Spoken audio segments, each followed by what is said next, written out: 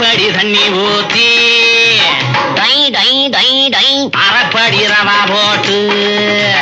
tie டை டை டை காப்படி தண்ணி ஊத்தி அரைப்படி ரவா போட்டு ஒரு படி உப்பு போட்டு உனக்கு எஜமானுக்கு உப்புமா கிண்டி வையம்